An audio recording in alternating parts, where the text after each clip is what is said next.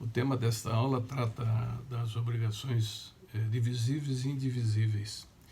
A questão atinente à divisibilidade ou indivisibilidade das obrigações só merece relevo havendo, na relação jurídica obrigacional, uma pluralidade de credores ou de devedores, ou ainda uma pluralidade de credores e de devedores. É divisível a obrigação quando for possível o cumprimento fracionado da prestação. Indivisível é a obrigação quando a prestação tem por objeto uma coisa ou fato não suscetível de fracionamento. A obrigação divisível está prevista no artigo 257 do Código Civil Brasileiro, ao dispor que, abre aspas, havendo mais de um devedor ou mais de um credor em obrigação divisível, esta presume-se dividida em tantas obrigações iguais e distintas quanto os credores ou devedores. Já o artigo 258 do mesmo diploma legal estabelece que se verifica a obrigação indivisível quando a prestação tem por objeto uma coisa ou um fato não suscetível de divisão, por sua natureza, por motivo de ordem econômica ou em virtude da razão determinante do negócio jurídico. Vejam que dessas três hipóteses previstas no artigo 258, nós podemos traduzir como sendo situações em que não poderá a obrigação ser cumprida em partes, ou seja, não há como se dividi-la para o cumprimento da obrigação por parte do devedor. Na primeira delas, prevista no citado artigo 258, por sua natureza, o exemplo aqui seria, e é simples, ora, se João se compromete a entregar um cavalo de corrida de apelido Raio da Manhã para Carlos, é óbvio que, em razão da natureza da obrigação, um ser movente envolvido, é óbvio que somente poderá ser entregue por inteiro. A razão é óbvia. A segunda hipótese, tratada no mesmo de dispositivo legal, ou seja, no artigo 258 do Código Civil Brasileiro, diz respeito a motivo de ordem econômica. Esse motivo de ordem econômica diz respeito àquelas situações em que, em razão da diminuição do valor da coisa posta em obrigação, ela somente poderá ser cumprida por inteiro. O exemplo, que é adotado por muitos literatos do assunto. José se compromete a entregar um diamante, um raro diamante para Maria. Obviamente que o diamante pode ser partido em vários pedaços. Todavia, em razão do valor envolvido naquela gema única, que foi a promessa contemplada no negócio, não poderá haver a sua divisão. E, por conseguinte, em razão, conforme dito, de motivo de ordem econômica, deverá ser cumprida a obrigação por inteiro. E a última das hipóteses previstas do mesmo dispositivo legal, ou seja, no artigo 258 do Código Civil, trata da razão determinante do negócio jurídico, ou seja, aquilo que as partes estabelecem. Tome-se como, por exemplo, uma certa quantia em dinheiro, que seria uma obrigação pecuniária. 50 mil reais para ser pago em uma única vez.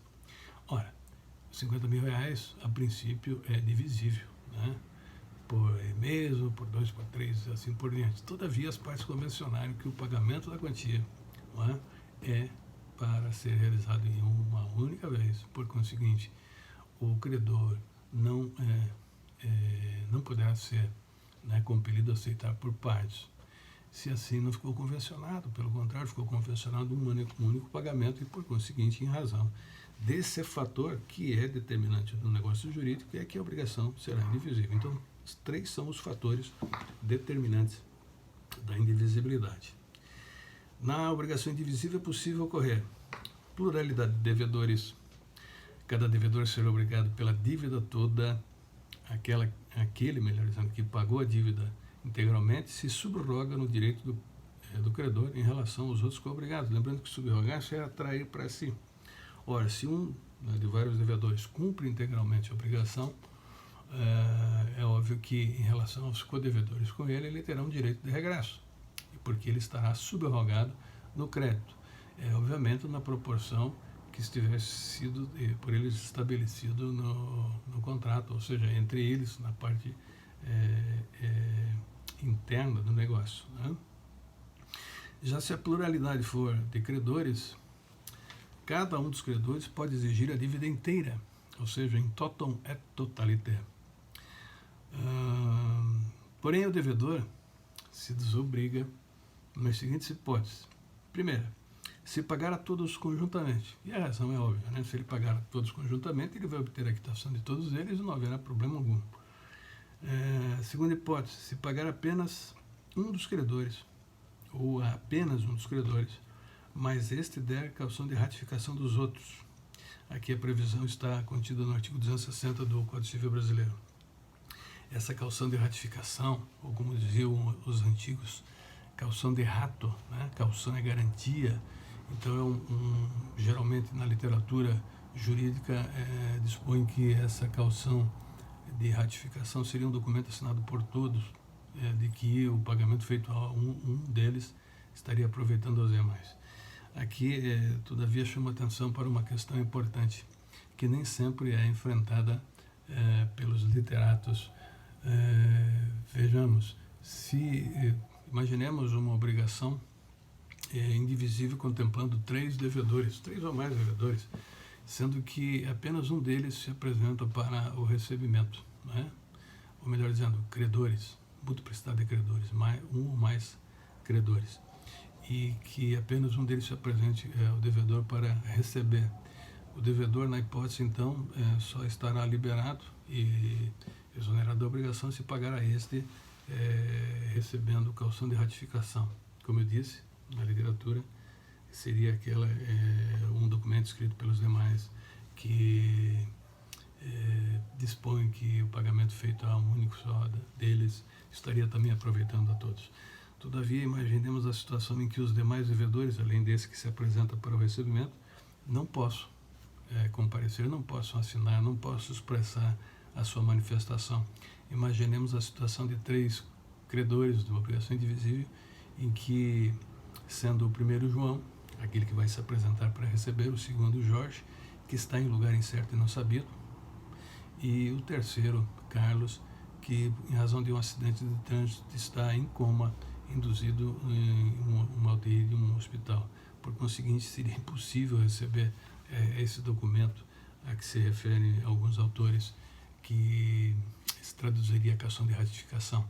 Neste caso, então, a caução, a garantia, leia-se caução, garantia, deveria ser prestada, penso, da melhor forma possível, mediante a apresentação de uma garantia real, ou seja, que viesse a assegurar ao devedor que, eventualmente, no futuro, quando os demais co-credores viessem a dele reclamar, não tivesse ele que suportar com patrimônio próprio a responsabilidade frente a esses, assim como o patrimônio, né, recebido em garantia daquele a quem ele pagou.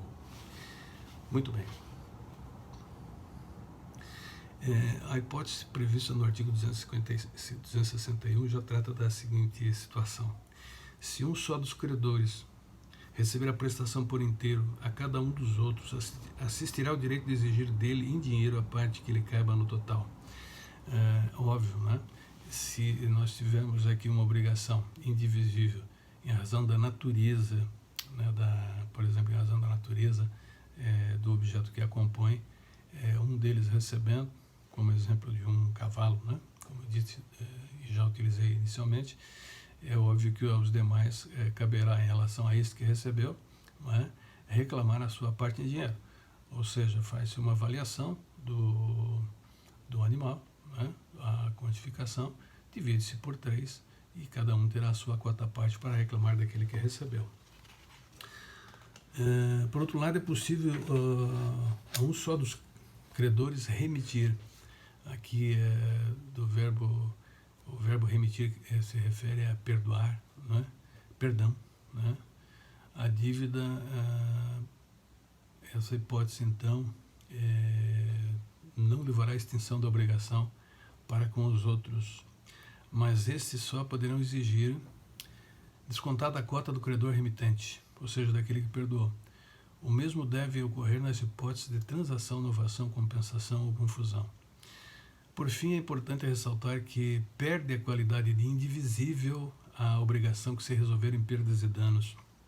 Nesse caso, se houver culpa de todos os devedores, responderão todos por partes iguais.